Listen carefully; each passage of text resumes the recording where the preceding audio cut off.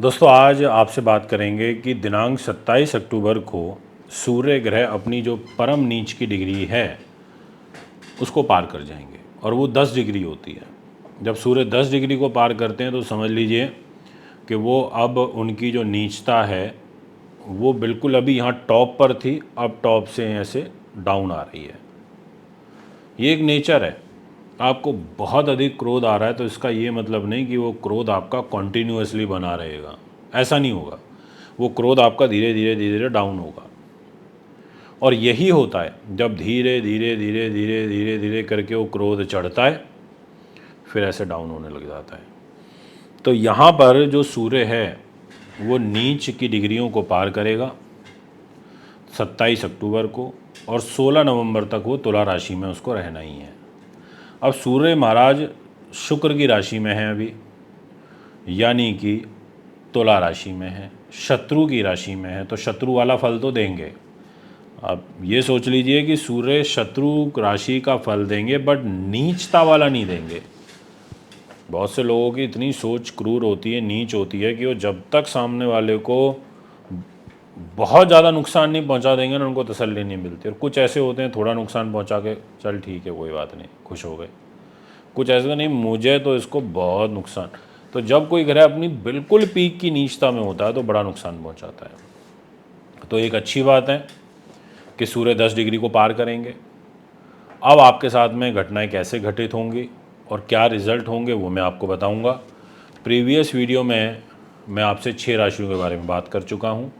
अगर आप हमारे चैनल पर नए हैं, आपने चैनल को अभी तक सब्सक्राइब नहीं किया, फॉलो नहीं किया, तो आप ज़रूर करें। बेल आइकन के बटन को दबाएं ताकि तुरंत सारी इन्फॉर्मेशन आप तक पहुंच सके और आप भी इन वीडियोज़ के माध्यम से अपने आगे आने वाले कल को संवार पाएँ।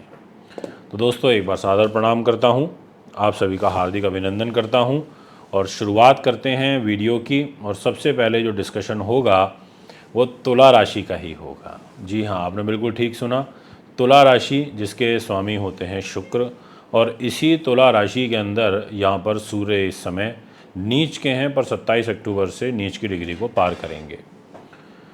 तो आपके लिए सबसे अच्छी बात तो ये है कि सूर्य यहाँ पर लाभेश है, यानी कि 5 नंबर का मालिक है, शरीर पर नीच बैठा है होकर के। तो जो लाभ बिल्कुल आ नहीं पा रहा था, जो लाभ में बहुत ज़्यादा कमी हो रही थी, अब उस लाभ में पहले के कंपैरेटिवली सुधार दिखने लगेगा। ये तो नहीं कहूँगा कि एकदम से कुछ बहुत बड़ा हो जाएगा, पर हाँ ये तो कह ही सकता हूँ कि नीचता में कमी आएगी तो कुछ आंशिक रूप से लाभ होने लगेंगे, या जो एफर्ट्स, संघर्ष, प्रयत्न, स्ट्रगल चल रहा है उसमें कुछ कमी आएगी। ये मैं कह ही सकता हूँ कि जो बड़े भाई बहनों के साथ आपका बहुत तनाव चल रहा था उस तनाव में आपके कमी आएगी। ये कहने में मुझे कोई संकोच नहीं है। मैं ये कह सकता हूँ आपको निसंकोच भाव से कि जो आपको मान सम्मान को लेकर के काफ़ी जूझना पड़ रहा था, तो उस मान सम्मान में भी आपके जो बहुत ज़्यादा तकलीफ़ थी तो कंपैरेटिवली कम तकलीफ़ होने लगेगी। मैं ये आपसे कह सकता हूँ कि आपको अगर विदेश यात्रा करनी है तो आप कर सकते हैं, यानी कि कुछ ऐसा रास्ता खुलेगा थोड़ा बहुत कि आपका काम बन जाएगा विषम व कठिन परिस्थितियों के बाद। दोस्तों अब आपसे बात करूंगा नेक्स्ट राशि के बारे में। नाम रहेगा वृश्चिक। जितने भी जातक मुझे इस समय वृश्चिक राशि के सुन रहे हैं, आपकी जो ग्रह स्थिति रहेगी उसके अनुसार सूर्य ग्रह नीच के होकर के आपके द्वादश स्थान यानी कि खर्च के घर में रहेंगे, और वो भी कर्मेश होकर के। अगर कर्म भाव का स्वामी नीच हो जाए, खर्च के घर में नीच हो जाए, तो इसका मतलब आपका जो कर्म स्थान है जहाँ से आपकी आजीविका चलती है उस घर का वो नुकसान करेगा, और उसी कर्म भाव से संबंधित जो आपके खर्चे हैं वो बढ़ जाएंगे। सूर्य 10 डिग्री पर परम नीच होते हैं, 27 अक्टूबर को अपनी परम नीच की डिग्री को पार करेंगे। तो ये कहा जा सकता है कि आपको रिलीफ मिलेगा, कुछ आंशिक रूप से रिलीफ मिलेगा। कुछ खर्चों में जो मान लीजिए पहले 100 रुपये खर्च हो रहे थे, तो अब ये है कि खर्च तो अब भी होंगे, पर ये हो सकता है कि 50-60 खर्च हों, 70 खर्च हों, यानी कि कुछ आंशिक रूप से रिलीफ मिलेगा। पर क्योंकि तुला राशि में है, शुक्र की राशि में है, उस राशि में जिसके साथ सूर्य का शत्रुता का भाव होता है। तो निश्चित तौर पर यहाँ पर आपको मेजर रिलीफ तो 16 नवंबर के बाद ही मिलेगा जब सूर्य राशि परिवर्तन करेंगे, बट उससे पहले नीच की राशि का फल 27 अक्टूबर के बाद से देना शुरू कर देंगे। अपनी परम नीचता की डिग्री को पार करके आपको रिलीफ मिलेगा। आप यहाँ पर जो लोग सरकारी नौकरी में और सूर्य शासन को, सत्ता का प्रतिनिधित्व करता है, आईएएस आईपीएस हैं, ऑफिसर हैं, मंत्री मिनिस्टर हैं, उन लोगों को थोड़ा सा ध्यान रखना चाहिए। अब आपसे बात करते हैं नेक्स्ट राशि के बारे में, और वो रहेगी धनु। जितने भी जातक मुझे अभी धनु के सुन रहे हैं, हमारे इस यूट्यूब फेसबुक को सुन रहे हैं, आप सभी से निवेदन करूंगा कि आप बहुत ध्यान के साथ में सुने, क्योंकि धनु राशि के लिए भाग्य स्थान के मालिक होकर के सूर्य ग्रह नीच के हो जाएंगे लाभ के घर में, यानी कि लाभ पर उनकी नीचता का प्रभाव है। पर 27 अक्टूबर से इनका जो परम नीच का प्रभाव है वो कम हो जाएगा। अब ऐसे में जो भाग्य में बहुत रुकावटें आ रही थी उसमें कमी देखने को मिलेगी। यहाँ पर बड़े भाई बहनों के से मान लीजिए जैसे पहले बिल्कुल बातचीत नहीं थी, तो बातचीत चालू हो जाएगी, बट रिलेशन स्मूथ नहीं होगा।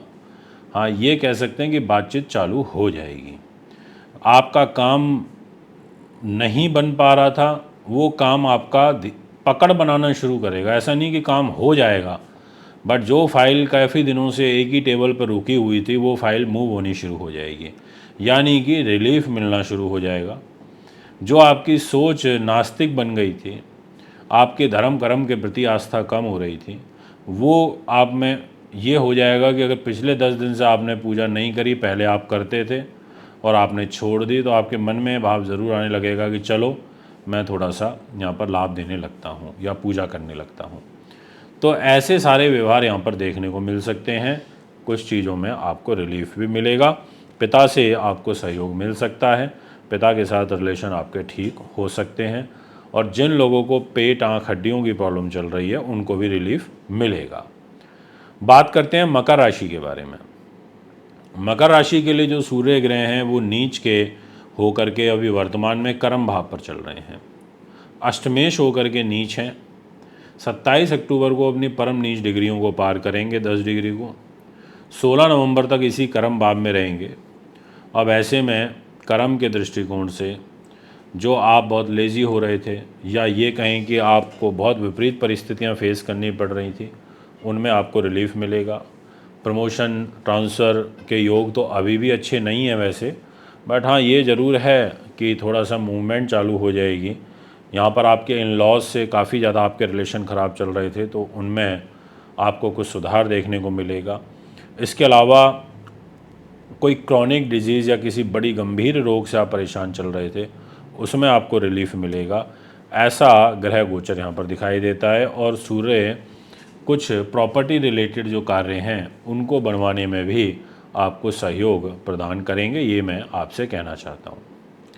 बात करूँगा आपसे कुंभ राशि के विषय में।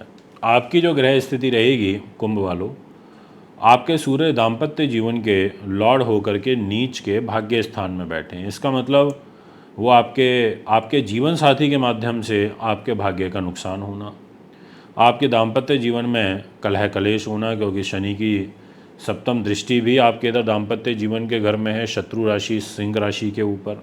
सिंह राशि का लॉर्ड खुद भाग्य के घर में नीच है, और आपको जो रिजल्ट मिलने चाहिए, और फिर उस नीच सूर्य के ऊपर नीच मंगल की चौथी दृष्टि भी है, तो यहाँ पर आपको परेशानी तो होगी ही, कष्ट तो होगा। भाग्य में रुकावट आपके समय चल ही रही है, इसमें कोई दो राय नहीं है। आपको काफ़ी मेहनत करनी पड़ रही है, उसके हिसाब से कम रिजल्ट मिल रहे हैं, बट अब 27 अक्टूबर के बाद जब इनकी परम नीच डिग्रियों को ये पार करेंगे तो आपको रिलीफ आने लगेगा, आपको सुकून मिलने लगेगा, आपका भाग्य कुछ पकड़ बनाने लगेगा, ऐसा आपकी राशि कहती है। और मूल रूप से जो पिता के साथ आपके अलगाववादी स्वभाव और नेचर बना हुआ था, उसमें आपको बड़ा रिजल्ट मिलेगा। बात करते हैं आपसे नेक्स्ट राशि के बारे में, और वो रहेगी मीन। जितने भी ज़्यादा मुझे भी एट प्रेजेंट मीन के सुन रहे हैं, आपके लिए रोगेश, शत्रु, पुलिस केस मुकदमे के स्वामी होकर अष्टम भाव में आयु के घर में सूर्य नीच के हैं।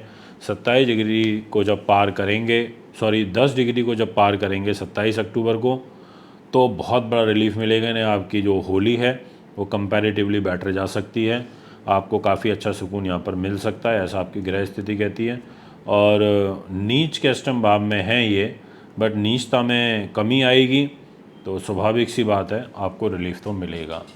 तो दोस्तों ये है आपका ग्रह फल जो मैंने आपको बताया। ये वीडियो लिटरली बहुत इंपॉर्टेंट है अगर आप इसको अच्छे से फॉलो करते हैं तो। कुंडली बनवाने, दिखाने, पूजा पाठ, रत्न रुद्राक्ष के लिए भी संपर्क कर सकते हैं। अभी आपसे आजा चाहता हूँ। नमस्कार।